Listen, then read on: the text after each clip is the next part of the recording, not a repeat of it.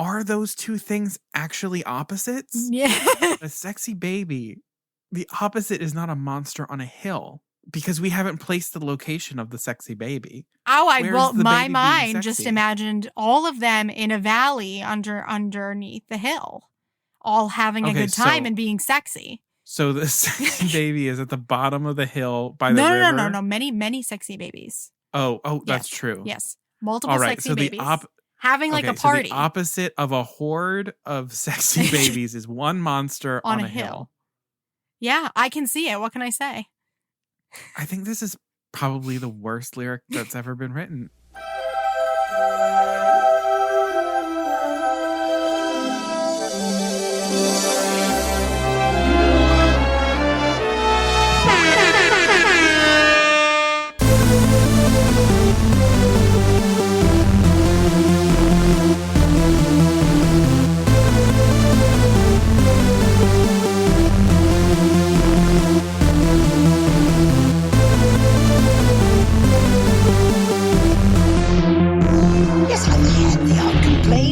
But on the whole, I've been a saint to those poor unfortunate souls. Hello, and welcome to Poor Unfortunate Podcast. I'm Connor Perkins. And I'm Caroline Ameti. Happy Halloween, Connor. Happy Halloween, Caroline. Welcome to any existing listeners. It's great having you here with us again. And to all of you new folks, happy Halloween. Welcome to Poor Unfortunate Podcast. It's great having you here with us. If you haven't yet already, please hit follow and subscribe wherever you're listening to the podcast so all of our episodes download to your device. You don't miss out on anything. And if you like what you hear, please leave a 5-star rating and a review so other people can see your thoughts. We're seen in search results, all kinds of stuff, and just so that we get some feedback on the podcast because we love feedback, and it's always nice to know that we aren't doing this into a bottomless void.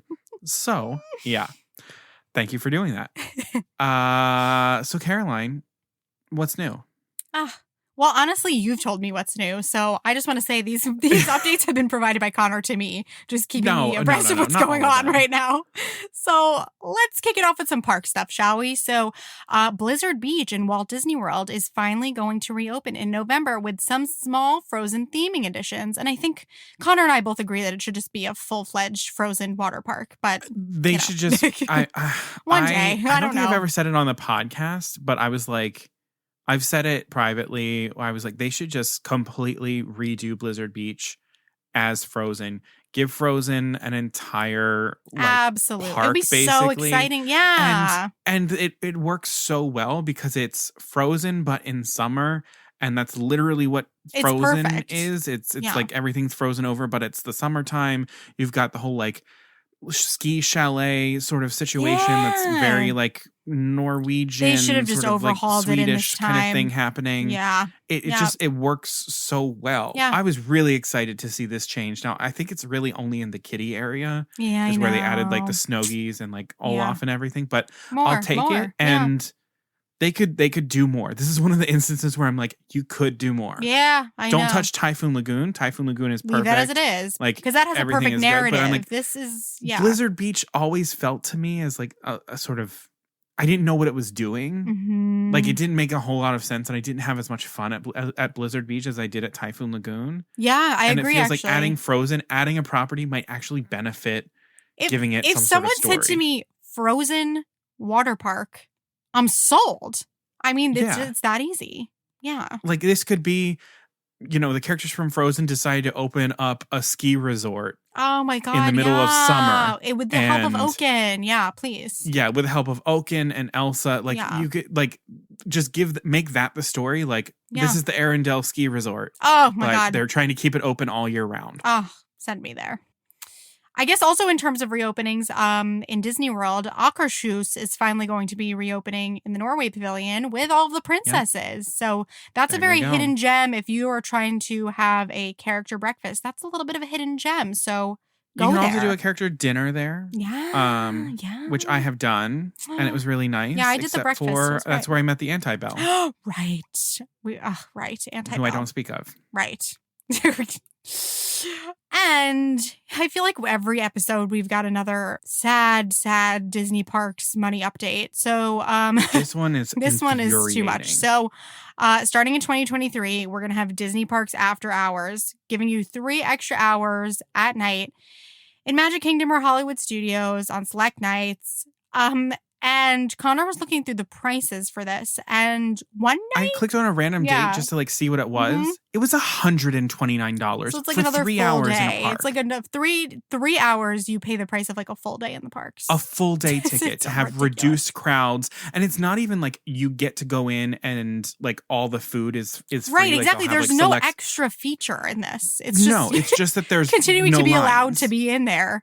Oh my gosh! Did you catch by any chance what the timing is on those? Like, what time is that happening? I think it would be like the park closes at like 9. Okay, because I was like there until midnight. Because here I was being like, are they going to start kicking people out of the parks for this? Like, because then I would. All right, fine. No, but like if they have a park that like they're like this day of the week we're going to close the park at 8 p.m.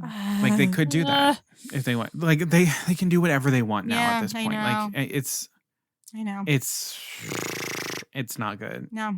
It's just starting to like feel like a joke. It really is. It really is. And it's pissing me the hell off. Yeah, well, we'll have more for you. Honestly, in a very short time. Time is flying. Connor will be going in December and we'll have some more, on the ground insights for y'all. I have to do my my dining reservations tomorrow. Oh, yeah. Okay, so come back next episode and give us a preview. I'm excited for you. I'm excited for you. That's what we have for parks. Why don't you, Connor, give us a little bit about some Disney Plus happenings? Yeah, so on Disney Plus, there's some great stuff that's happening. So the Willow series is getting ready to come out on November 30th. I've said this before. I'm really excited about that. Also on Disney Plus, I just watched the Marvel special presentation of Werewolf by Night, which was so freaking amazing. Oh. It's so good. The stuff happening in Marvel TV right now is some of my favorite things that Marvel has ever done. Between She-Hulk, WandaVision, Loki, this special presentation. It's just so good. But like Werewolf by Night, we're getting another Marvel special presentation at Christmas time. It was announced we're getting Guardians of the Galaxy, the Christmas special, where Mantis and Drax have to go back to Earth and find like the perfect Christmas present for Peter Quill. And I'm like, this, I'm here for this. So I'm sold. Cute. Like this is working. I'm gonna watch this. Oh, but tell them about the Christmas special. I didn't know until you told me about this. About the next one. I can't even, my little heart. They've also announced that there's going to be another Christmas special. It'll be on Disney Plus on November 28th, but it's premiering on November 27th, simultaneously on ABC, Disney Channel, I think Freeform, at all of the Disney-owned channels. And it is a stop-motion animated Christmas special starring Mickey Mouse in this, sort of style of like a Rankin Bass. Oh my god, Rudolph the Red-Nosed Reindeer. Oh, I need that. I looked at the image of it already. It looks so really good. So I'm gonna watch the frick out of that. I need that to destroy me the same way that Olaf's Frozen Adventure destroyed me. And I feel like it's gonna be a good time. Yeah, like it just looks so wholesome and good. And the way that he looked in that little outfit. Ooh. He looked so cute. So it was cute. It was so good. Yeah. So that's happening. Other Disney Plus news, though, this was a pretty big win for Disney Plus, but it was just announced that Doctor Who I thought I was seeing things when I first saw that announcement. Will be on Disney Plus. Like BBC's premieres of Doctor Who will be on Disney Plus. It's so interesting. I feel like is this really big win for Disney Plus in terms of legitimizing them by having content outside of things that they own. Yeah. But it's kind of nice because it's living there alongside Star Wars and Marvel stuff. So it feels like we're serving a niche of fandoms together, which is kind of good. Yeah. And then probably the news that I was most excited for of Disney Plus is we got some of the traditional Playhouse Disney shows on Disney Plus now. So we have PB&J Otter, Roly Poly Oly, Bear in the Big Blue House. Gosh. Which for me, getting to watch my nephew 3 days a week, we now, during lunchtime, I pop on Bear in the Big Blue House. He loves it. He thinks the funniest part is when Bear turns around and smells something and he smells you. He thinks it's the funniest thing ever. And I will go behind him and I will like sniff him so he gets the full 4D that just effect. gave me chills when Bear can smell you. Yes. Oh yes. my gosh. And we sing the goodbye song together and it's just, oh my gosh, he loves it. He fell in love with it right away. And I'm just so glad that we get these shows on Disney Plus. So they can sort of live again for a whole nother generation. Oh, that's so special. And then I guess just in terms of updates for Poor Unfortunate Podcast, if you haven't peeped the Instagram today, maybe just go take a peek because can I say what happened or should we just make them go? Oh, yeah. We can say what happened. The Poor Unfortunate shop is now officially open for business. It is open. It happened. I made it happen. Yes, you did. Oh, my goodness. We've got sweatshirts, t-shirts, hats, drawstring bags, water bottles, stickers. Like, head on over. Get a little piece of merch. Get a little piece of merchy merch. We also have a couple of quotes from the podcast on shirts. So head over and see if you like those. But also, if there is something memorable from this podcast and you want it on a sticker, on a t-shirt, we're all ears. Yeah, send it to us. I'm loving some of the things that I'm already hearing, figuring out a way to do it, figuring out how I'm going to do art for it. Yeah. Because I'm not an artist. I'm going to have to find somebody. But yeah, just if you've got ideas, just shoot them our way. Calling all artists. Calling all friends artists. Of yours. I mean, for make real. Make yourself known. Yeah, make yourself known. Absolutely. But yeah, it's happening. It's open. We did not have a bonus episode for you this Halloween because it falls on our regularly scheduled episode. So we figured you'd probably want a full release over a bonus. Yes. But we're giving you a bonus of merch. Yeah. So trick or treat. Happy Halloween. Happy Halloween. Buy some merch. Yay. It's here. Yeah. And I guess before we go into the actual content of the episode, I would just like to say, I'm not one to gloat. Do not gloat. I never win. I have to have this moment. Last episode, our wild card episode, we played What do you mean you never win? I feel like when we played the Poor Unfortunate game, I lost. No, when you won the one where it's like, guess the thing from the 3 words. Did I'm going to tell that? You. Yes, you did, because I had to guess in the Magic Kingdom where there was literally 74 rides I could have chosen salty. from. No, I remember that. I clocked that shit away. I actually didn't remember that I won that. Oh. Yeah, you did. Oh. Well, I don't even want to gloat about this because it was so close. But anyway, from our last episode, our wildcard episode, our game of comparisons, I guess we'll call it, that we played, we had all of you on our Instagram stories vote between our choices for each category. And I won by a hair. Mm-hmm. I won by a hair. Let's put it that way. Okay. It was very close, but I did emerge victorious. And I just want to celebrate that moment for myself. Yeah, you can celebrate that with all the people who didn't listen to the episode, didn't hear my reasonings. Oh, please. I gave quality answers. So thank you for voting. Thank you. It was fun though to see, like, we had a really nice turnout of people like voting. It was really fun. It was very fun. Thank you for participating. It was a cool way to engage with you all after the episode had aired. So it was very fun. Yeah, that was great. I'll clock this away as well, Caroline, and destroy you in the next game that we play. Oh, don't I know it? I won't. I know it. But I will acknowledge the results of this election. All right. Thank you very much. That goes a long way these days. So thank you for that. Yeah, right. That's not nothing. If I can do it, so can elected officials. Bless.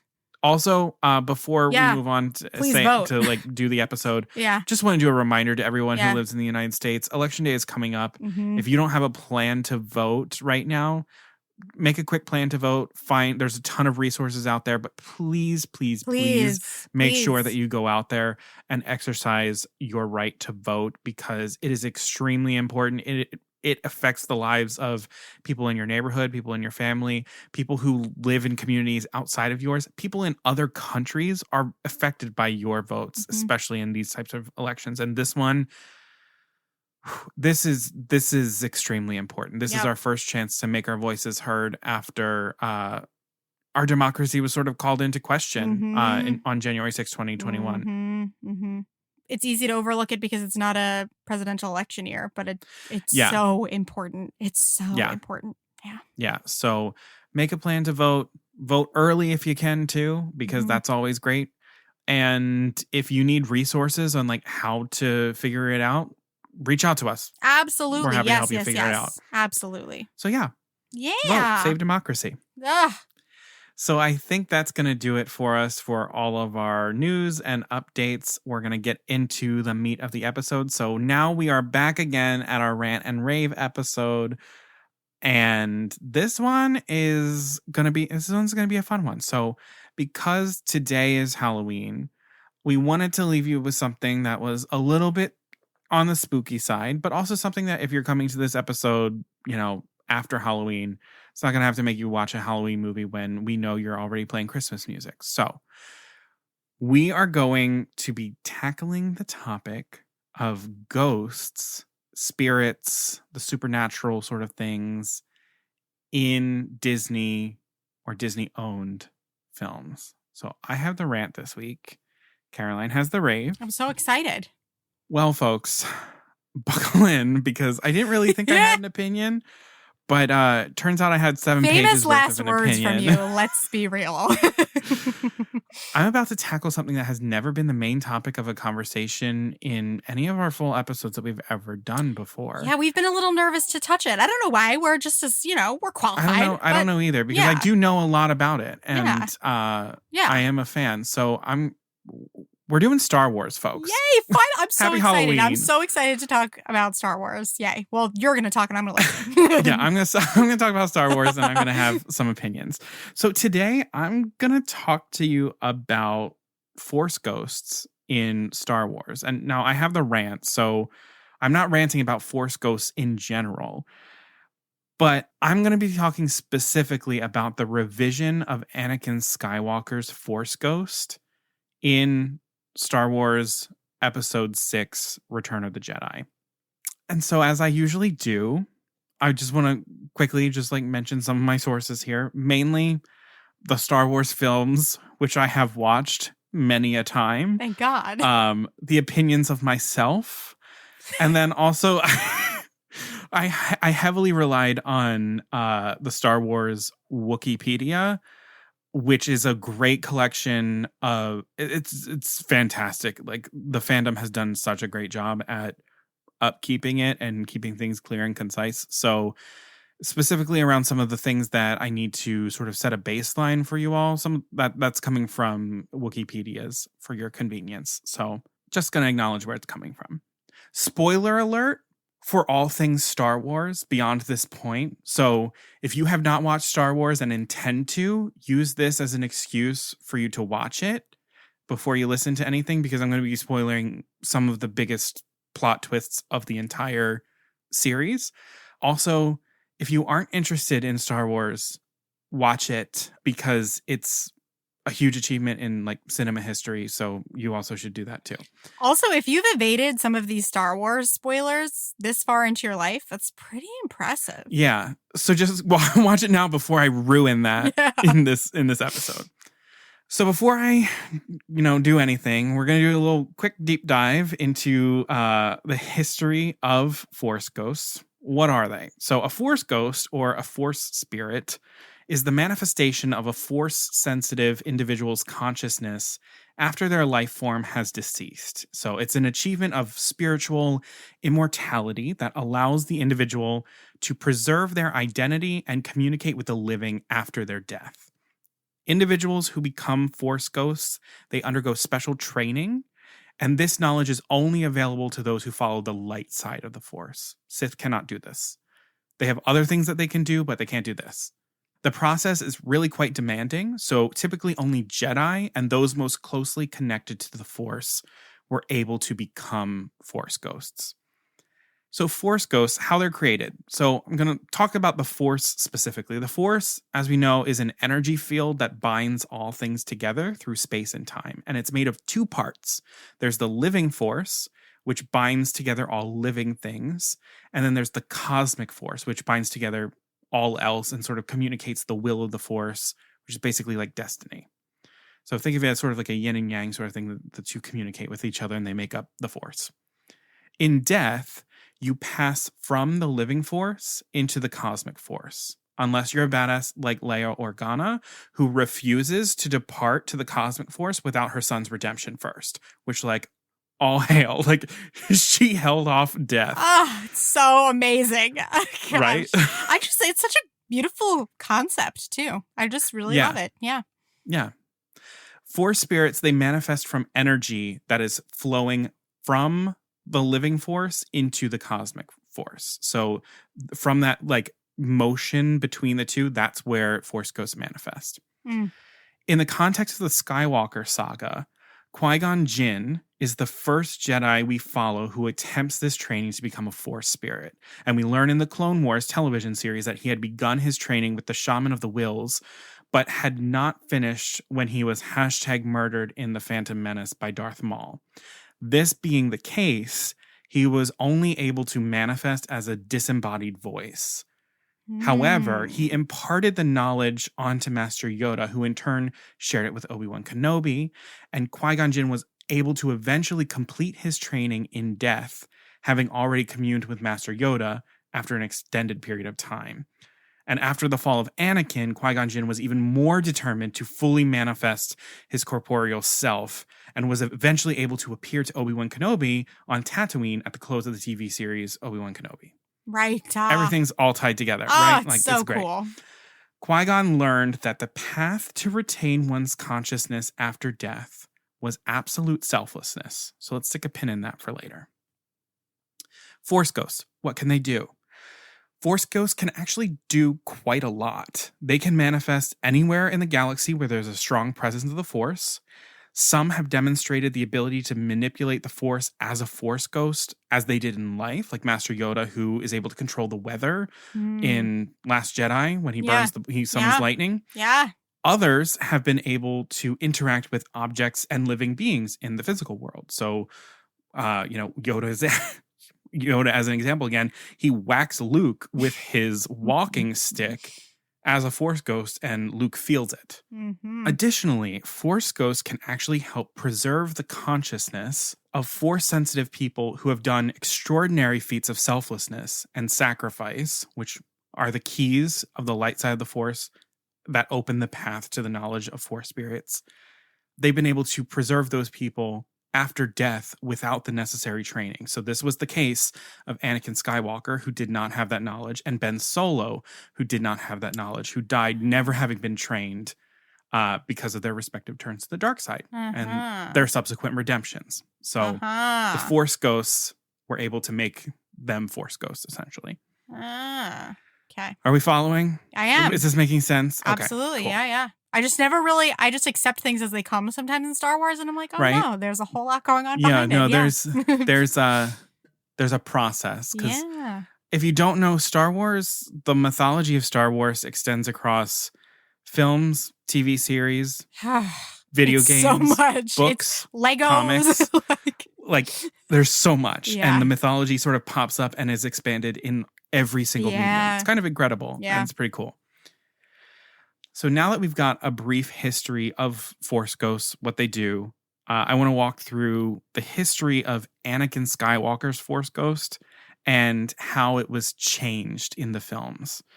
So George Lucas, he has this habit of altering his films after the fact. Jumping out of the lore of Star Wars, we're going to talk about this change, the specific gripe that I have, and how it came to be. So, for those of you who don't know the main story of Star Wars, known as the Skywalker saga, it charts the course of the Skywalker family, their connections to the Force, and roles as Jedi over 3 periods of time, a long time ago in a galaxy far, far away. The first film, Star Wars, aka Star Wars Episode 4, A New Hope, kicked off the series in 1977, followed by 2 more films, Star Wars Episode 5, The Empire Strikes Back in 1980, and Star Wars Episode 6, Return of the Jedi in 1983. The trilogy exploded in popularity, and eventually plans were put in place to complete the prequel trilogy in the late 90s and early 2000s. With the approaching 20th anniversary of Star Wars in 1997, George Lucas, the director and creator, knew that there were some parts of the first film that he was still dissatisfied with and were not going to age well, especially next to the new films that would rely heavily on CGI technology that was all the rage and unavailable to him at the time of the first film. So mainly his goal was to like clean up some shots that he knew weren't going to age well. Fine, we get that. His embarrassment really led him to take the 20th anniversary edition as an opportunity to re-edit the film to include effects and accommodate choices that were not possible to him originally because of time, money, and the state of cinematic technology in 1977. So these revisions were actually serving as a test of sorts for the CGI and visual effects that they would then use for the 3 prequel films. So basically they wanted a guinea pig and they decided to use the original Star Wars as a guinea pig. After the first film was completed, Lucas said that, quote, "It was such a good experience. I said we should go back and finish the other 2 as well," which they did. After the first round of edits and the release of the first 2 prequel films, Star Wars Episode 1, The Phantom Menace in 1999, and Star Wars Episode 2, Attack of the Clones in 2002, a DVD release was planned in 2004 of the original trilogy ahead of 2005's Star Wars Episode 3, Revenge of the Sith. Mm-hmm. And this is where shit really hits the fan. In these releases, further changes were made to the original films for the sake of continuity with the prequel films. These edits were met with more criticism from fans and critics alike, as the changes were not just about quality control, but actual revisions to the films. Essentially, they didn't really trust that people would believe that they're all within the same story, even though so much ties them together without everything else. Okay. Among the alterations that they made for this DVD release was the change to Anakin Skywalker's Force Ghost at the end of Return of the Jedi. I'll say that even after the release of Star Wars Episode 3, Revenge of the Sith in 2005, George Lucas and Lucasfilm continued to make edits and alterations to all of the films, including the prequel series. Wow. With the most recent edits being made for the 4K Ultra HD editions in 2019. Now, most of those edits were being made, again, for quality control to keep up with the Ultra HD technology that we're using that would, point out some flaws pretty quickly. But they're always making edits on these films. But isn't it just like, don't we all just accept that it's in the time, it belongs to the time that it was filmed in? I do, personally. You would think. All right. You would think. Okay. So the scene and alteration in question here that has been so hotly debated among fans, critics, and everyone in between comes at the end of Return of the Jedi. So in the final moments of the film, Luke, Leia, Han, and company are celebrating at the Ewok village on the forest moon of Endor after successfully destroying the Imperial base, the Death Star 2, in basically a checkmate to the Empire. As they celebrate, Luke looks over into the forest and sees the Force ghosts of Obi-Wan Kenobi, his mentor in the ways of the Force, Master Yoda, his teacher who had recently passed during the events of the film, and now his father, Anakin Skywalker, who sacrificed himself to save Luke and died in Luke's arms. In the 1983 theatrical release and all releases prior to the 2004 DVD release/remaster, the actor who portrayed the unmasked Darth Vader in Return of the Jedi, renowned British actor Sebastian Shaw, also portrayed Anakin in his Force Ghost form in the final scene of the film. Some things to note very quickly about Sebastian Shaw in this film. Shaw was cast in 1982 when the casting team decided that they needed an experienced actor to deliver the climactic redemption scene between Luke and his father. With an illustrious film and theater career, they landed on Sebastian Shaw, who at the time had seen and enjoyed the first 2 films, and his casting was kept very secret from everyone on set, including from his friend Ian McDiarmid, who was portraying Emperor Palpatine. That's funny. Sebastian Shaw speaks 24 words of dialogue in the scene, with his total screen time in the movie lasting under 3 minutes. Shaw was personally directed by George Lucas for the scene in which he appears as a Force ghost, and George Lucas was not the director for Return of the Jedi. Wow. Interesting to note. In the 2004 DVD release, and all subsequent releases of Return of the Jedi, edits were made to the portrayal of Anakin Skywalker in the film. Digital effects were added to the unmasking scene of Darth Vader to match the Sith eyes of Anakin in Revenge of the Sith, as well as scarring to match the burns received in the film from the battle on Mustafar. The goal of these edits was to create more continuity between the prequels and the original trilogy. Fine. But the final change they made was to remove Sebastian Shaw's performance of Anakin Skywalker's Force Ghost and instead replace it with footage of young Anakin Skywalker played by Hayden Christensen. The footage of Hayden's Anakin used for this scene is said to have been taken from repurposed test footage of Hayden for Revenge of the Sith, not footage shot specifically to replace this scene. All right. Wow. I didn't know this. This is interesting. So that's the stuff that we need to know about the production of the films and that sort of thing. Okay. Now let's talk about Anakin's arc specifically. Mm-hmm. So Anakin Skywalker probably charts one of the most famous redemption arcs in cinema history. With the addition of the prequel series, we get to see Anakin's rise, fall, and redemption, making much of the overall Skywalker saga a character study of Anakin Skywalker. Personally, one of my favorite ways to watch the films is to start with 4, watch 5, then go back, watch 1, 2, 3, and then watch 6, because that gives you this really cool through line of Anakin Skywalker, Darth Vader, of like, you know who the Darth Vader is, it's revealed that it's his father, and then you're like, oh my gosh, and then we flash back, watch what happens, and then we finish with 6. It's a really fun way to watch the series. Ooh, I've never done that. Okay. It's really cool. Experiment with the ways that you watch this series because it tells you a different story every single time. It's really, really cool to do. Just my little, 2 cents. Tip of the day. So for the sake of the importance of the change, I think it's important to establish what his character arc is in the films. So I'm going to be brief. Anakin is met in episode 1 as a young boy on Tatooine, immaculately conceived and showing Force sensitivity that surpassed even that of some of the most established Jedi masters. Believing that he is the chosen one who would destroy the Sith and bring balance to the Force, Anakin is taken to train as a Jedi under Obi-Wan Kenobi. Despite being highly emotional and reckless, traits that are not seen as good or helpful in the Jedi Order, he quickly rose in the ranks to become a Jedi general for the Grand Army of the Republic in the Clone Wars. Through his progress and training, he also began to have a secret relationship with Senator Padme Amidala, something forbidden in the Jedi Order, where they're not meant to get married, make romantic attachments, or really attachments to anyone. After marrying in secret, Anakin learns that Padme is pregnant, but receives a vision of Padme in pain during childbirth. Seeking a power to cheat death and tempted by a Sith Lord operating in the open disguised as Senator Palpatine, Anakin gives in to the dark side of the Force, becoming the new Sith apprentice. His fall from the light side of the Force culminates in a rage-filled battle with his mentor, Obi-Wan Kenobi, where Anakin loses, suffering from all kinds of third-degree burns and dismemberment. Before his death, he is found by Palpatine and saved by being made into a cyborg and assumes his Sith title of Darth Vader. Together with Palpatine, they bring about the end of the Jedi Order and the founding of the Empire under their rule.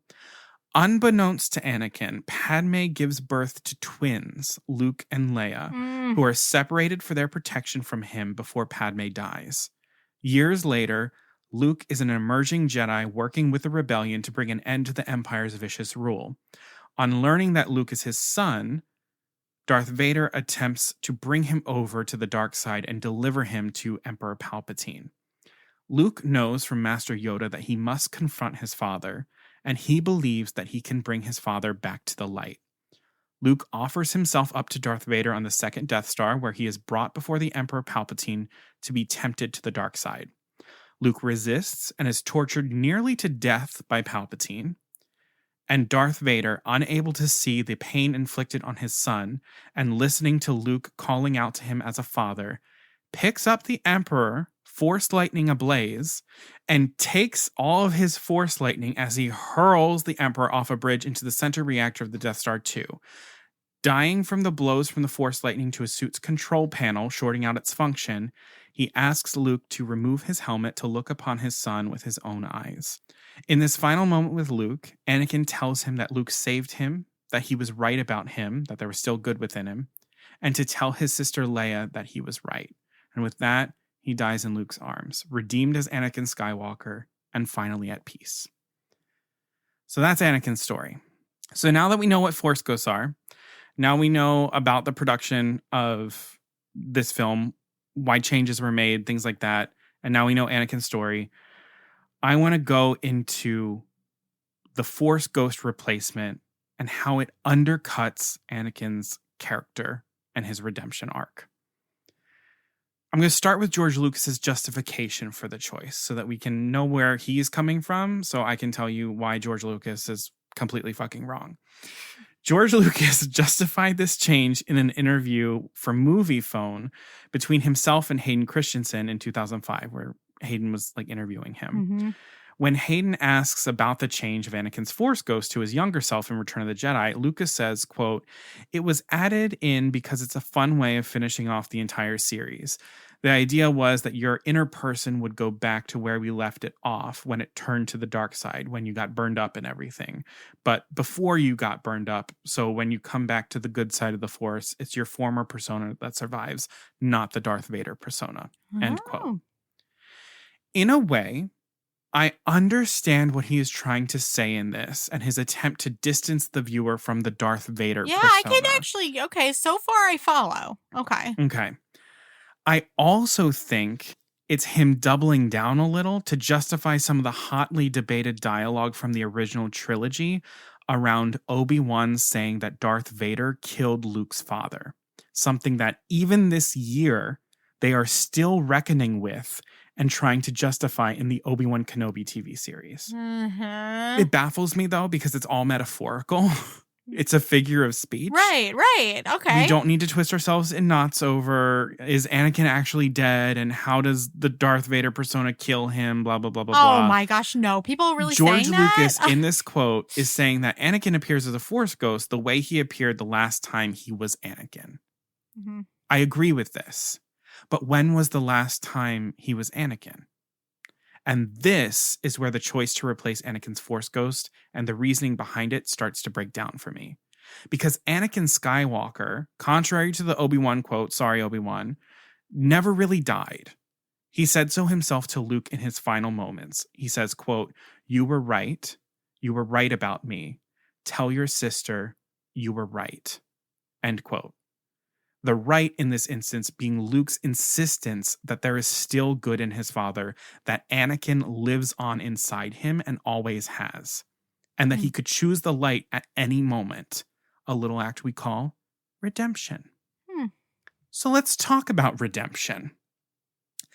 Anakin's story is all about redemption, and I think it's pivotal that we understand what that means. So redemption is the act of saving or being saved from sin, error, or evil.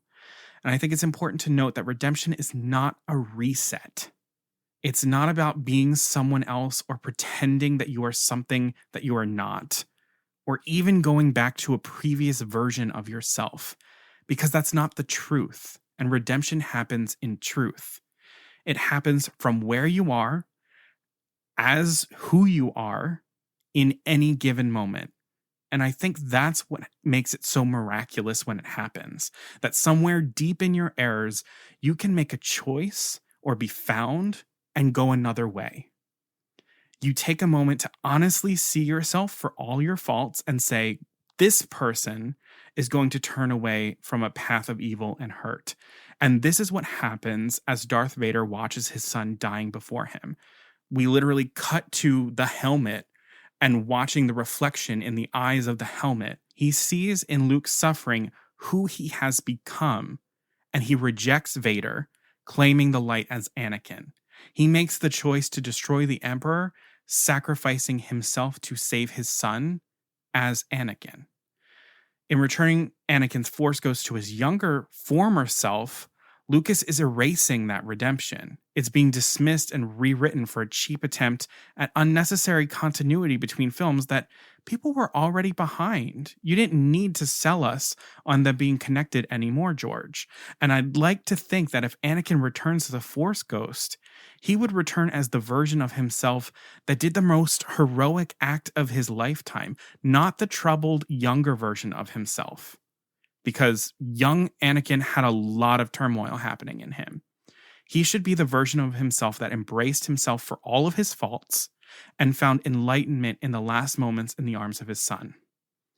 So that's one reason why I don't think that the change is good. The next is about Anakin's role as the Chosen One. We talked briefly about his role as the Chosen One and what it means, bringing balance to the Force and bringing an end to the Sith. But how do you bring an end to the Sith? So a long time ago, Sith Lord Darth Bane created a law for the Sith called the Rule of Two to ensure the survival and secrecy of the Sith so that one day they might enact their revenge on the Jedi. So the law of the Rule of Two states that there must always be two Sith Lords, no more, no less, a master who symbolizes and uses the power of the dark side, and an apprentice who trains and desires the power, eventually killing the master to assume his role and take an apprentice of his own. The master could cast off the apprentice at any time for a stronger apprentice, and the apprentice is always looking for a weakness in the master to rise into their own power. Thus, the rule, built in distrust for one another, bred more powerful and more cunning Sith Lords until they could enact Darth Bane's grand plan for revenge on the Jedi and Sith rule over the galaxy.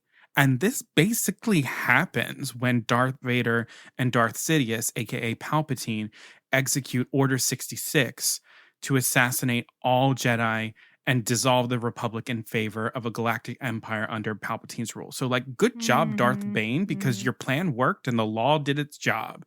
But in order for the Chosen One to fulfill his duties of bringing balance to the Force and defeat the Sith, the cycle of the Rule of Two must be broken, ending Sith rule.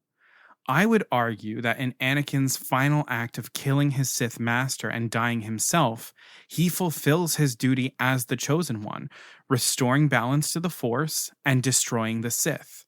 Now, obvi, he didn't know that Palps had some clones of himself and shit for Rey to find and deal with in the sequel trilogy. But for the sake of Anakin's journey, I believe he does assume his role of the Chosen One in these actions. Killing his Sith master, not as an apprentice lusting for the same power of his master, but as a father saving his son, the Sith line is broken. Anakin rejects the way of the dark side in his final act before his death and destroys the Sith, effectively ending their empirical rule over the galaxy, restoring balance to the Force. Therefore, the older Anakin, who chucks Palpy into the heart of the Death Star, is not just his best redeemed self, as I've established previously, but also the only version of himself that actually accepts his role as the Chosen One he was destined and prophesized to become. And I believe the Chosen One version of Anakin deserves to be preserved as the Force Ghost, the man at the end of Return of the Jedi who rose in the light, fell to the dark side, redeemed himself, and became the Chosen One who brought balance to the Force, no Jedi rule, no Sith rule, and destroyed the Sith, with himself being the last Sith. So the Chosen One is my other reason for the change being bad. And my third is a little bit different. It has much less to do with the lore. This is more about the production. And it's a slight to these actors. Reducing Sebastian Shaw's role retroactively, even more than his already limited role, feels incredibly disrespectful to his contribution to Star Wars. Not only was he cast for this role and directed specifically for the scene as a Force Ghost, he was incredibly well received by the fans. In fact, I've seen other folks argue online, and I agree, that this also does a disservice to Hayden Christensen, in that he never got to actually act this scene as well. Instead, they puzzled together some extra footage for the final moments of this character's arc, rather than let him imbue it with something to sell this new version of the resolution, which personally This type of approach to directing where you make something else out of something that was not intended for a specific purpose in a story feels, when unnecessary as this was, a violation of sorts to the integrity of the film. Now an editor is crafting a performance for an actor without the actor's say-so or being involved at all. And at the end of the day, the actor gets saddled with a performance they actually didn't do, usually to their artistic detriment. And when you watch this new scene in particular, you can tell that Anakin was not being directed for this scene in some of the expressions and looks that he gives, not matching that of the tone of his fellow Force ghosts. He feels very disconnected from the other actors because, again, he most likely wasn't given the chance to act this scene. So yeah, I have some thoughts on this change, and I have reasons why it never should have happened. But alas, the change was made. George Lucas stands by it, claiming that Anakin's Force Ghost should return to the last time that he was whole, the last time that he walked in the light. But by his own logic, I would say the last time Anakin was whole and walked in the light was when he finally rejected the dark side and saved his son, redeeming himself, when he destroyed the Sith and brought balance to the Force as the chosen one, when he was portrayed by an actor cast for his ability to capture the gravitas and nuance of Anakin's complicated life at the end of the story. Not as a young version of himself before he fell to the dark side, but as a scarred, broken man who finally, after a lifetime of searching, found peace for the first time in his return to the light. Oh. And that is where I rest my case. Wow, that is you where convinced I end my rant. me. That is why this change is so detrimental to Anakin's story. And I think that's pretty much all I have to say on it. Are we able to see both versions? No. You aren't? Nope. Unless you have one of the VHS releases of Star Wars. Every other version available for streaming that is released from now on has the current changes. Wow. There are rumors that George Lucas edited the masters of the film. What? Yeah. Wow. Which I say rumors because I haven't actually verified this information for myself, but I'm like pretty sure he edited the masters of the films. Yeah. Which is a bold move. Yeah. So that's what I got to say about that. Yeah. I thoroughly enjoyed that. Oh, you did? Oh, good. You did. Yeah, Star Wars mythology and lore is very, very interesting. And I do acknowledge that I gave a very, very reduced version of But thank you, the lore. because for me, like, obviously having seen all the movies multiple times, it still takes a minute for me to follow. So yeah, I think that'll be good for everyone listening who maybe has seen it once, if that. So if you are interested in a lot of the mythology and lore of Star Wars, I actually really recommend that you watch the Clone Wars series, the animated series. Yeah, the Clone Wars series is Disney really Plus. good. Yeah. It slaps as all hell, and you learn some of the really great mythology of Star Wars, the origins of the Force. Yeah. You learn about the rule of two. It does slap as all hell. All kinds of things. It honestly feels like an Avatar The Last Airbender sort of situation. Yes, but and Star everybody Wars. who loves Avatar also loves Clone Wars, so I totally agree with you. Yep. They do. And now we're getting Tales of the Jedi on Disney Plus. Yeah. Which gives you short stories from the dark side and the Super light side. cool. It's super cool. So that's going to add so much more. And who knows, maybe that changes the entire basis of everything we just ranted about. But we'll find out if we find out. No, I think still this feel will age very, well. very confident Never about fear. this. So that's the first Star Wars rant. Thank you for just breaking the seal. It was Poor time. Unfortunate podcast. Yeah, it was past time. Thank you for that. Yeah. So yeah, that's that. You up? All right. Well, actually, I feel like our two ghosts are kind of connected in a way. Yeah, I have no idea what you're about to do. You knew what I was doing, and I have no idea what you're about to do. Yeah. So I am going to talk about the 1996 Disney television film Susie Q, which I feel like... Oh, you did go with Susie Q. I'm going with Susie Q. So I feel like If you know, you know. And if you don't, you definitely don't. So either way, I hope you all enjoy, because if you remember this, I mean, we need to take a moment and talk about it because it sort of disappeared. So I'm going to talk a bit about maybe why, about its interesting history, and about why it is a fantastic ghost story and super sophisticated for what is in the style of a Disney Channel original movie, but isn't actually one. So let's just get into all of that stuff first. Let's get into the background as you do as well. But yeah, a lot of connecting themes here. Redemption arcs, the rules of ghostdom. So I'm excited to get into this. Let's go. So honestly, I'm just so excited to finally be talking about Susie Q on the podcast. I feel like when we started the podcast, I was like, one day we're going to do Susie Q. I don't think I've ever watched Susie Q. Or if I did, I was very young and I watched it like one time. So yeah, I feel like I'm wondering, now that you bring that up, I'm like, I wonder how many times in my life I've actually seen Susie Q. Probably a handful. But let me tell you, it has had a chokehold on me since the first time I saw it on Disney Channel in the 90s. Interestingly, up until I just got my hands on it again, so much of the plot was foggy in my memory. Like Susie's, spoiler alert, I'm going to give you a little plot synopsis, but she comes back as a ghost. Like her motivation for returning to Earth, couldn't tell you. But what stuck in my mind was the opening of this movie depicting her death. We're going to get into that whole sequence. But let me tell you, it is lived. That's very oh my God. Portrait gallery of yes, it is. Of portrait chamber of Haunted Mansion. Yeah, honestly, I never thought I was that person until we've done this podcast. And I'm like, am I obsessed with death? I think I might be. Okay. You like dead people at the beginning of things. I like dead people in openings. It's very specific. So I actually learned this for the first time doing this research. In my mind, Susie Q was just another Disney Channel original movie because it aired alongside all of the other ones. But although Susie Q aired on Disney Channel and is owned by Disney, it is not a Disney Channel original movie, as it may be in many of our memories. And it is not on Disney Plus, and likely never will be because of a few things about its background that I'm going to share with you.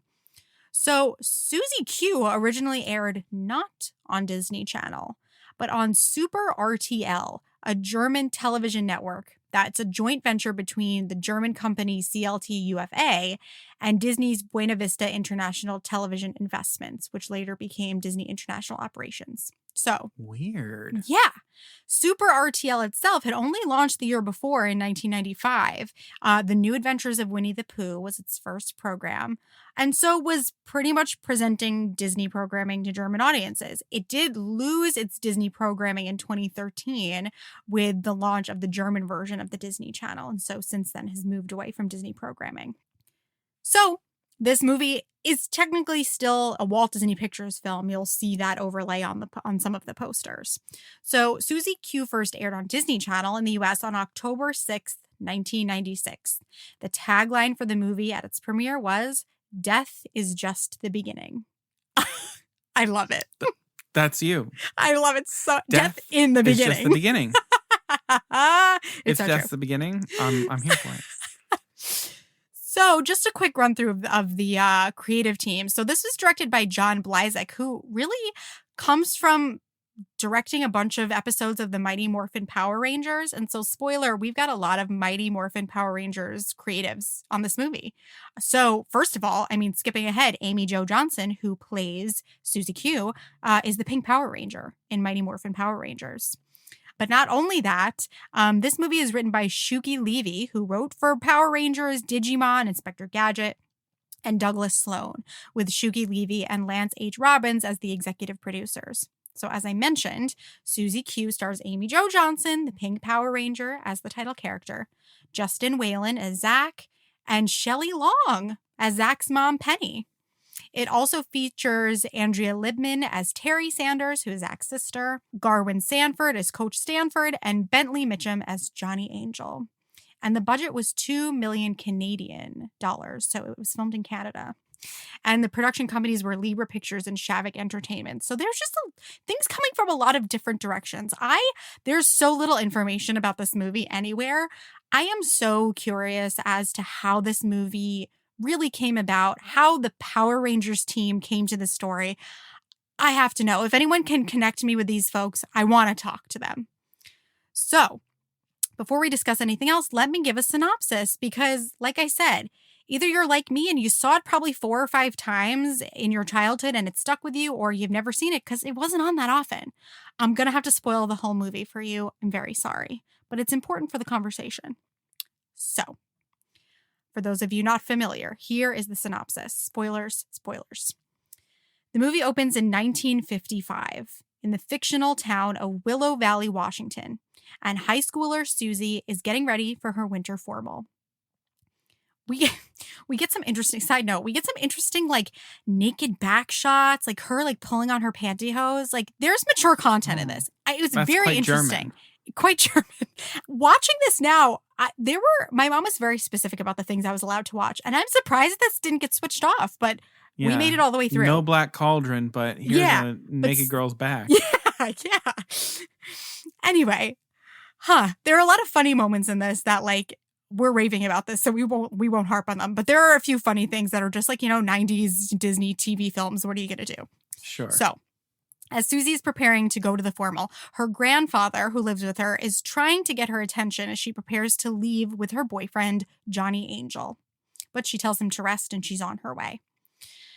Johnny gifts her with a charm bracelet as they get into his car and head to the dance. On the way, Susie suddenly insists that Johnny stop the car, inexplicably in the middle of the road on a bridge, but okay, all right. As she has a nagging feeling that she needs to get back home and find out what her grandfather wanted when she kind of shushed him and put him to bed. But just then, a car of drunk teens emerges on the bridge and strikes Johnny's car. In their last moments, Susie grabs Johnny's hand as the car falls into the waterway below, and the two pass away. And my young self was shooketh. And hooked. Hooked. I was in. Say no more. Oh my gosh, that's really dark. Yes, and it's like when you see it, it's like, we see her, there's blood on her head. It's a thing. So, fast forward to 1995, and Zach, a, teen guy, and his mother and sister have just moved into what, unbeknownst to them, is Susie's family's home. Zach is no stranger to tragedy, as his father died in a car accident on the way to one of Zach's basketball games. So Zach blames himself, no longer plays basketball, but he's a star player, okay? Strange things are going on in the house. The faucets are turning on and off, all of those kinds of things.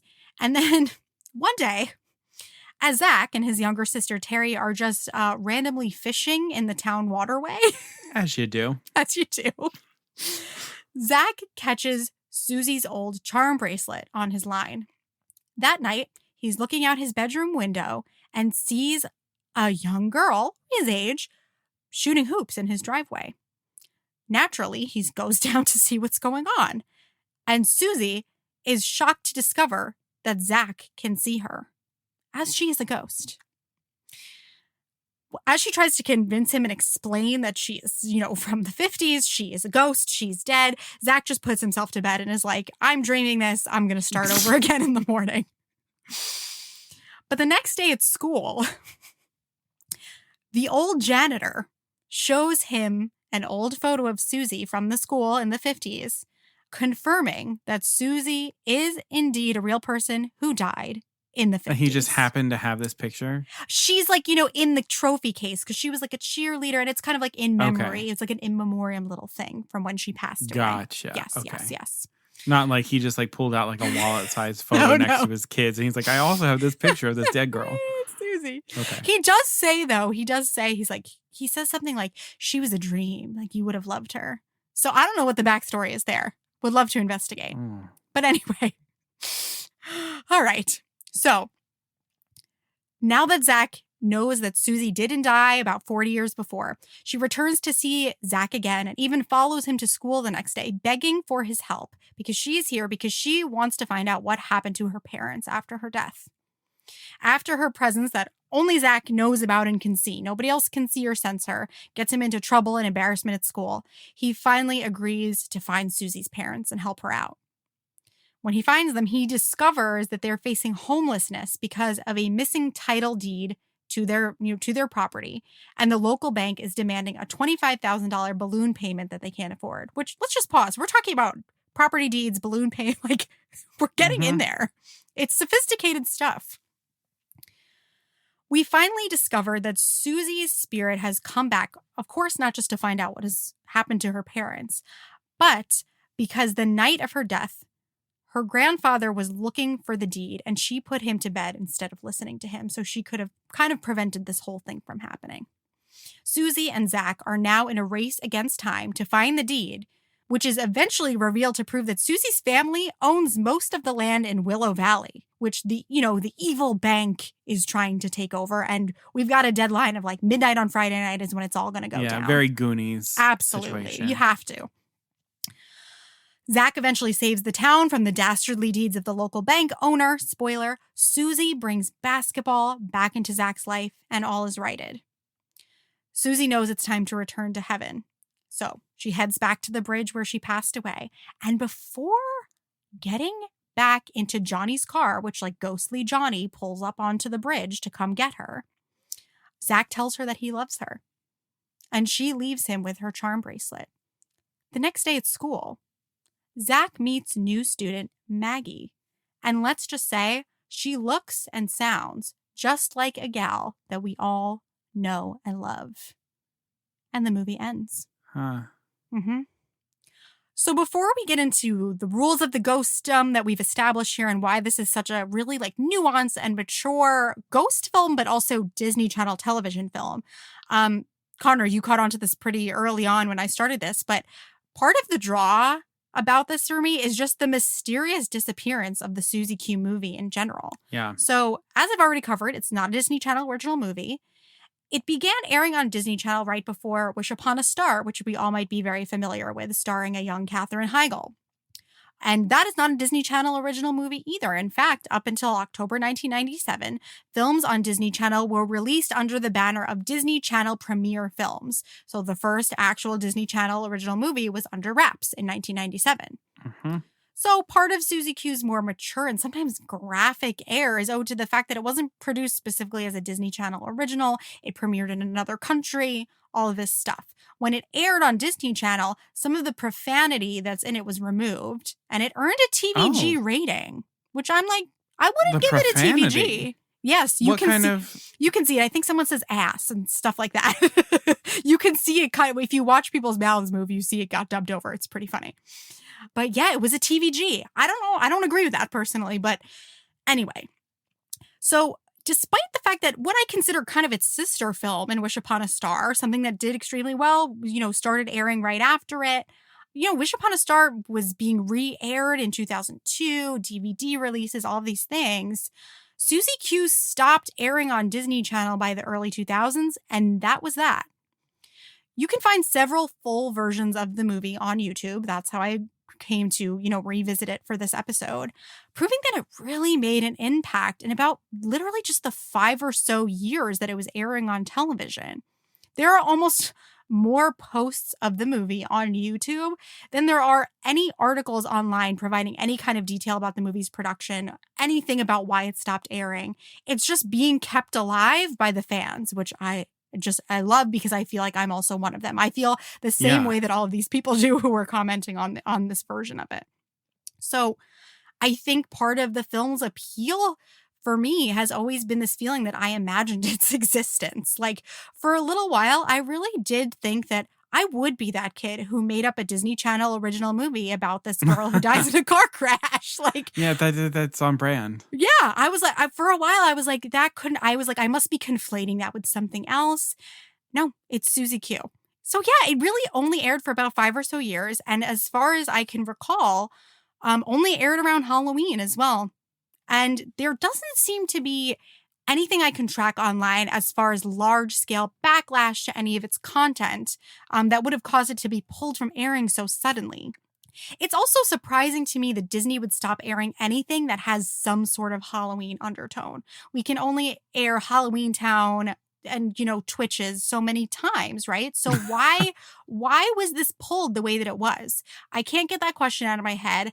And I think, like I said, the mysterious disappearance of this film has only fed its appeal over the years. It's kind of become this cult thing.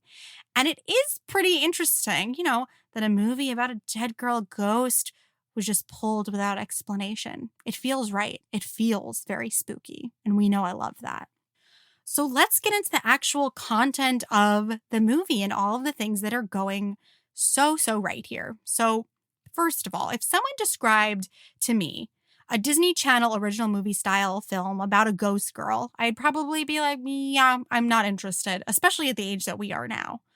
Not for nothing. I mean, especially after you told me that the creative team was like from Mighty Morphin Power Rangers, I would expect a very different movie and it wouldn't interest me, to be perfectly frank. But there is a lot of sophisticated stuff going on here that you wouldn't expect from a Disney television movie in general. Like, this movie made now as a Disney Channel original movie could easily be called like Ghosted. And it's like kind of phoned in and it's like, oh, like this ghost is following me around. It's really cramping my style. Like a Disney Channel original movie style movie about a ghost could have easily been this very surface level Halloween phone in. And this was not that. And I think one of the ways that it's really going right in the first place is the detail and nuance that went into developing Susie herself. So there's something about the 1950s opening of the movie that feels especially haunting to me. And unlike any other Disney television film, Susie introduces her name as inspired by the song, Susie Q, the 1950s Dale Hawkins song. The song is pretty lyrically simple. It's pretty much the lyrics are, oh, Susie Q, how I love you. I like the way you talk. I like the way you walk. Well, say that you'll be true and never leave me blue. A Taylor Swift of their time. Truly. This is cool on one level, which is that this is how Zach eventually ends up feeling about Susie when he tells her that he loves her on the bridge at the end of the movie, right before she does leave him and does leave him blue. Thought it was interesting. But Susie's story is also very clearly inspired by the genre of teen tragedy songs that became popular in the 1950s and 60s. These were also called death discs and splatter platters and told very melodramatic stories of teen deaths specifically. And so these probably came about at the intersection of the teen angst and rebellion of rock and roll as that collided with the narrative nature of folk songs that were also kind of having a revival at that moment. So one of them, Teen Angel, is extremely reminiscent of Susie's death in this, and I'm thinking that they must have pulled the inspiration from this one. I have absolutely no proof, but Teen Angel tells the story of a girl and her boyfriend is the narrator of the song, who were out for a ride in his car when it stalls on a railroad track in the path of an oncoming train. He pulls her to safety, but she runs back to the car and is killed. When they recover her body, they find his high school ring in her hand. I guess that's probably why she ran back to the car. I get that. Strange. Side note, I'm just also a little bit blown away by how many songs make up this genre if you jump into it. Like, where did this fascination with like romantic teen death come from? But absolute genius move to turn one into a movie, let alone one that's aimed at a younger audience. You have to have some guts to do that, and they went for it, and I'm loving it. So this brings me to the death scene specifically. Now, as we've discussed already, we all know I was very into the macabre when I was a kid. I guess I still am. So I thought part of the reason that this movie stuck with me was because we see Susie's death in what's a pretty graphic fashion for a film, again, aimed at kids. We see her and Johnny in the car after the collision happens. He's unconscious at the wheel, slumped over, and she has fallen out of her seat and is kind of on the floor of the car with blood on her head. And she reaches for him as the car falls off the bridge. Upon trolling the many comments on the YouTube postings of this movie, I see that it stuck with a lot of people for the same reason. The image of Susie grabbing for Johnny's hand in her final moments is incredibly haunting. That's like feature film level stuff. Yeah. What I also love about this is that this wasn't specifically a Halloween movie. They could have easily slipped in, a small touch of Halloween into this. For example, had the plot center around a Halloween dance happening at Zach's school, as Disney Channel movies tend to do. That would have made it a little bit more marketable as a specifically holiday movie that Disney Channel could put on around Halloween. But this feels specifically built to be a mystery, love story, teen adventure that just happens to have a dead girl in it. There's no leaning into the spooky, overtly Halloween vibes. And I think that's part of what makes it so broadly appealing beyond just a cute Disney TV movie. Susie being a ghost isn't about her being undead at all, which would make it a Halloween movie. It's about her spirit having unfinished business as it pertains to the people she loves and left behind. And that is some really sophisticated stuff. Sure, we do have a few ghost gags, like Zach throws Susie a CD to catch to prove to Terry, his sister, that there is actually a ghost in the room. But the gag of it never becomes the focus, as in what I feel like a more contemporary Disney Channel original movie approach would be. Like I said, which is like, oh, there's a ghost following me around and she's messing up my life at high school. That's not the focus of this at all. And I love it.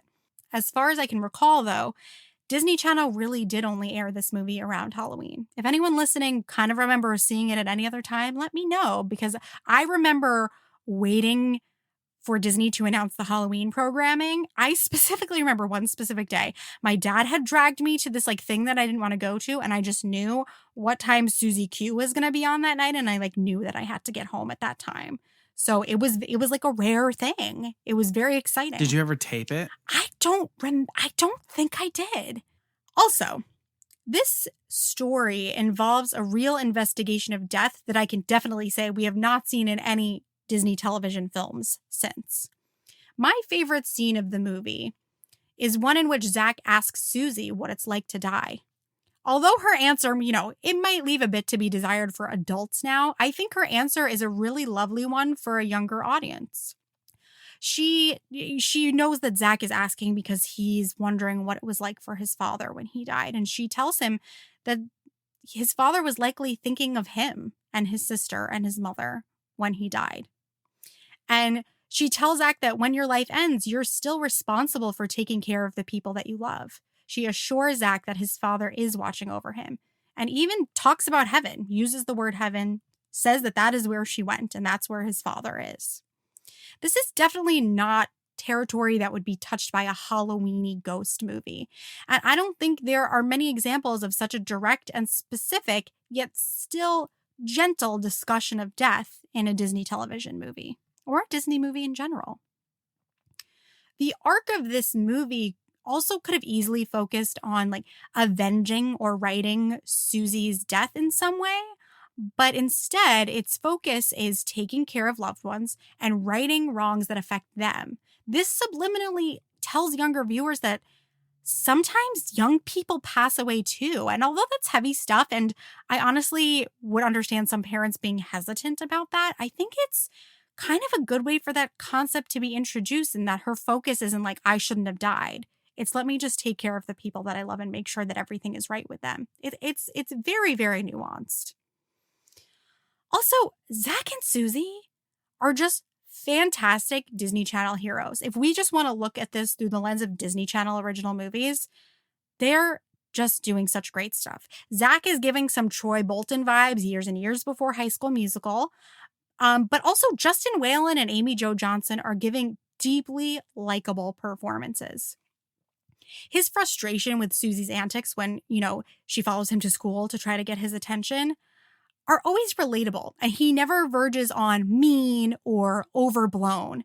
And his moments of emotion over his father always rang true. His dynamic with Susie is just really enjoyable. It never dips into anything too unrealistically romantic or cheesy in that way. And Susie, as a ghost, never feels overly chaotic or troublemaking. She's just real, and their dynamic is just real. Then we get into a bit what you talked about, Connor, which is there are some very real rules established about ghostum in this, and we don't have lore to tap into. They establish it all extremely clearly within the film, and I respect that a lot. This isn't just some willy-nilly, ghosts can communicate with us at any time, kids movie stuff. It's very carefully thought through. So Susie tells Zach that sometimes you need extra help to take care of your loved ones, explaining why she was able to come back to Earth from what she described as heaven. Susie only appears to Zach because he found her bracelet. So we've established a rule about a spirit being tied to a personal item, which I enjoy.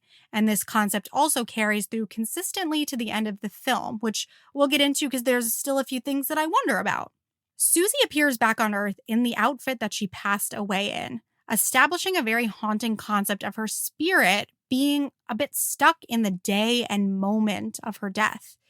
After all, once she's accomplished what she has come to Earth to do, Johnny, in ghost form, pulls up on the bridge in the car that they died in.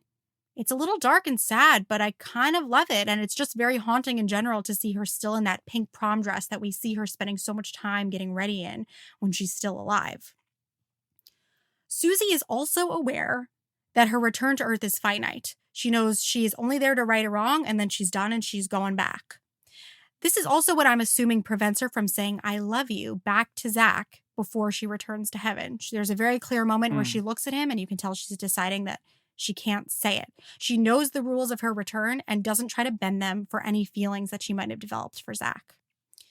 There are still some mysterious and mystifying parts of the ghostdom, and I don't think it's because they're unexplained. I think that's just the nature of ghost movies and why we enjoy them as well. So, for example, when Johnny pulls up to return Susie to heaven, he's very stoic and very unlike the Johnny that we see at the beginning of the film. He's kind of staring blankly ahead and just driving the car.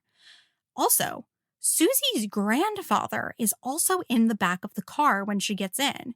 So, do our souls just stick around with the people that we love who have also passed? You know, even though her grandfather didn't die with them in the car? But then I also wonder, okay, why is Susie so much herself while Johnny isn't? Is it because do you lose something of yourself when you go to heaven? Is it because she has feelings for Zach and not Johnny anymore? Very interesting to me. Which then brings me to Maggie. Maggie is also played by Amy Jo Johnson. She's the new girl at school in the final scene of the movie. One of Susie's catchphrases is Jeepers. We hear Maggie say Jeepers, and she turns around and she looks exactly like Susie. So I guess Maggie, like I said, who looks and speaks exactly like Susie, but does not recognize Zach and introduces herself as if she had never met him, is somehow able to come into existence because Zach still has Susie's bracelet. She specifically tells him to keep it when she goes back to heaven. But what exactly is going on in that moment anyway? If Susie is reincarnated, wouldn't she need to be reborn and have her soul start a new life all over again? Did her spirit take over the body of an existing girl, Maggie, who happens to look just like her? Or did Susie make her way back to heaven, plead her case for being with Zach, and get to come back to Earth the same age she was when she passed away? And she secretly actually does recognize Zach and know who she really is? Regardless of what these answers are. Or is it a coincidence? But she says Jeepers, which is Susie's very 1950s phrase. Could be a coincidence. There's no, I tried to sit here and pick this apart and there's just no doing it. But what I have to say is, regardless of what these answers are, please tell me what other straight-to-television Disney movie has us asking these kinds of questions and honestly caring so much. I can't name one. So, honestly, this rave is really about just me celebrating the quality of this movie. There's, like I said, so little to be found about the production of this, how it came to be, any reaction afterwards. It has fairly good reviews across any place where it does have reviews. People are pretty positive. The only note that people make is that there's maybe some, classic corny Disney TV movie moments and the fact that her death is very graphic. But the sheer number of comments alone on YouTube versions of this movie prove to me it really does deserve to be on Disney+. I know it's not going to happen, but I do wish Disney would take a lesson from the huge success and celebration of bringing something like Brandy's Cinderella to streaming. The fandom sizes are not anywhere near the same thing, don't get me wrong. But 90s kid millennials who are now, reaching 30, we cannot be stopped. We remember shit. We lock it away. Yes. We're like elephants. Adulthood is really hard for us right now, and we're craving a return to our childhood movies because a lot of them, Brandy, Cinderella, and Susie Q being two of them, were very sophisticated and were not pandering to us at all, so we can still actually enjoy them at this age. I'm assuming that one of the reasons that we clearly won't get Susie Q on Disney Plus is because of rights issues with the original production companies or the Super RTL Air channel, which is no longer tied to Disney. But, I also wonder if there's a small chance that any of it has to do with content. Disney Plus now has TV-14 programming on it. Yeah. But I can't believe I'm saying this because I genuinely love this version, but how about a reboot? We can fix some of the slightly questionable early 90s content, which there is some in this that, because this is a rave, I'm just skipping over. There's just some things that do make me inwardly cringe. And maybe we could go a bit deeper and darker into the inspiration material of those teen tragedy songs. Because wow, are those like rife with possibilities. I want more from that. They could do like an Under Wraps situation that they just did with the Under Wraps sequel. Yeah. As a Disney Plus original movie. Yeah. I feel like this has potential as a Disney Plus original as opposed to a DCOM. Especially because, and thank goodness anybody got them up on YouTube, but the quality is so low. I can barely even see the movie. I want to see it again. I want to see it clearly, and I would be okay with a reboot. Oh, it would be great. And it's just Who would you cast? Ooh, an unknown. Mm. An unknown for sure. Or Florence Pugh. Oh my God, if she would do it, friggin' forget it. Yes. But it's also such a joy to have a movie that deals with teen tragedy and death and ghosts that is both things which is neither too deeply disturbing or full of jump scares and like dread that I can't watch it before I go to bed. But dare I say that this kind of story lives perfectly in a Disney Channel original movie kind of setting? It very well may be, because this is, like I said, a ghost movie that I can turn on and like go about my day without being completely disturbed or freaked out. But I also don't have to sit through another viewing of Halloween Town. Bless it, but I truly can't do it anymore.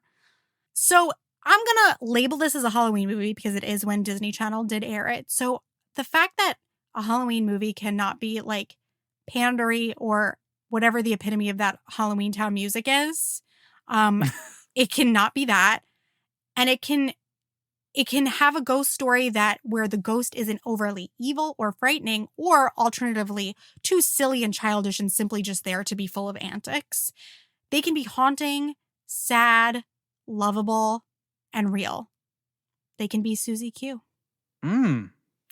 Yeah, as we've discussed this, I don't think I've seen Susie Q. I may have seen bits and pieces once, but I do not remember this film at all. I can't wait once we air this. I looked up pictures while you were talking, and I was trying to jog my memory, and I kid you not. When we were in like 5th grade and it'd be the beginning of the school year and you had to fill out, what's my favorite book? I have something on it that says that my favorite movie is Susie Q. Oh, wow. Like it was real for me. It was real. And I will say too, I'm interested to see once we air this, how many of you listening out there remember it, have a really strong connection to it, or literally never heard of it or saw it in your life. But I will say, I've seen it done. I think Zach and Susie would make a really great like throwback Halloween costume. All you need for Zach is just some 90s looking clothes and a basketball. And Susie has like a pink headband and she eventually ends up ripping it up, but like a corset style pink 50s prom dress. It would be a great Halloween costume for a couple. I really hope that somebody does it. Maybe it'll be me next year. Stay tuned. Probably. But yeah, I just love that there was a connection between these two things and like establishing the rules of how you are a ghost and the fact that it's like you've got an arc when you're a ghost. You're not just there to be scary or just be plain benevolent or to cause problems. Like you earn it. Yeah. I like that. I'm glad you chose to rave about something that has the ghost as a leading character as opposed to supporting, because I do feel like ghosts are typically relegated to supporting characters within Disney context.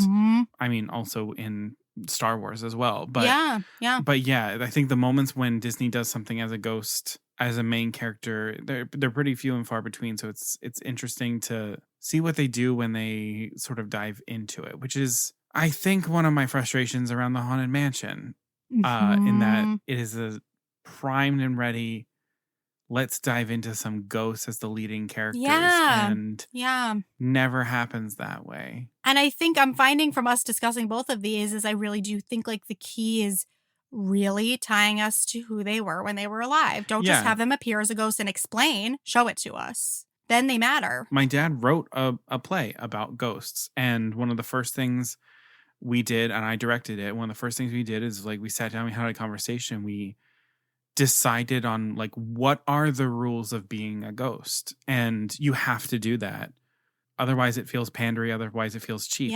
This is the very Conor moment, but rules make things fun. Yes, because at the end of Susie Q we avoid a classic decom moment of like, I love you now. She stares at him, they do kiss, but she looks at him and is like, she knows she can't say it. There's clearly it's more some complicated than this. Yeah, there's clearly some rule about no love connections. Go back to heaven. Rules make things fun, and complicated things are interesting to watch. Mm-hmm. And you don't always have to name the complications. You can just say that it's complicated. Yes. And let the viewer spin out in their idea what makes it complicated. Mm-hmm. Because that creates literally an entire rave about a movie like you just did, where you're spinning out questions and things like that about a movie that gave you room to imagine all of those things. And that's all in what a good movie does. A 90-minute Disney Channel original movie format. It's pretty impressive. Yeah. Well, that's going to do it for us for this episode. Thank you all so much for listening to our spirit and ghost inspired episode for this Halloween. If you liked what you heard, please remember to hit follow or subscribe wherever you're listening to the podcast, so all of our episodes download right to your device. You don't miss out on anything, especially with schedules being the way that they are right now and the possibility of inconsistencies of episode drops. Thank you for that. And please be sure to hit 5 stars and leave a review so other people can find the podcast. We're seen in search results, and so that you can give us some feedback about the things that you love about the episode so that we can make sure that we're doing more of the things you want to listen to. So thank you very much. And thank you for those of us who are following us on social media. If you are not following us yet, you can find us at Poor Unfortunate Podcast on Instagram and Facebook, and at Unfortunate Pod on Twitter. Honestly, especially Instagram, it's a very key part of this podcast experience because, as we explained, y'all voted on the categories from our last episode.